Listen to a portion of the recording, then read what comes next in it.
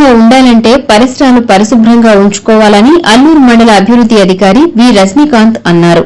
పడగల గోగులపల్లి గ్రామంలో నిర్వహించిన స్వచ్ఛరథం కార్యక్రమంలో పాల్గొని స్వచ్ఛరథం ప్రయోజనాలను ప్రజలకు వివరించారు.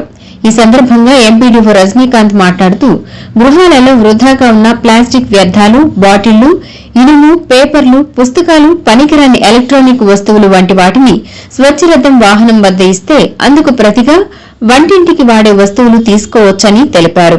స్వచ్ఛరథం కార్యక్రమం గురించి గ్రామంలో విరివిగా ప్రచారం చేపట్టామన్నారు. కార్యక్రమంలో సచివాలయ సిబ్బంది తదితరులు పాల్గొన్నారు. ఇప్పుడు మన ప్రభుత్వంలో మన ముఖ్యమంత్రి గారు, ఉప ముఖ్యమంత్రి గారు, మన కలెక్టర్ గారు, మన డిపిఓ గారు మన పరిశుభ్రంగా ఇళ్ళన్నీ ఉండాలా, ఆరోగ్యవంతులుగా ఉండాలంటే మనము ఇళ్లల్లో తడి చెత్త, పొడి చెత్త, మీకు తడి చెత్త కోసం స్వచ్ఛ మనకి బండి వస్తుంది.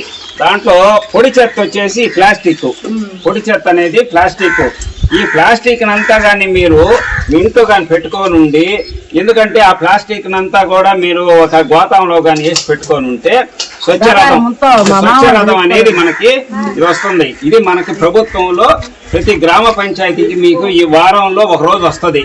ఇప్పుడు మన 10 గ్రామ పంచాయతీలు జరుగుతుంది. దాంట్లో మీరు మామూలుగా ఎక్కడ ఇవి ఏమన్నా ఇస్తుంటారు కదా ప్లాస్టిక్ అంతా. ఈ ప్లాస్టిక్ ఇచ్చినప్పుడు మీరు ఎవరికో ఇక్కడ మాకు కానీ ఇస్తే ఇది మన ప్రభుత్వం ఉంది. స్వచ్ఛరథం అనేది మన ప్రభుత్వం ఉంది. ఇది దీనికి మనం ఈ వస్తువులన్నీ కూడా దానికి సంబంధించి ఎంత అయితే అంత ఇస్తాం అన్నమాట.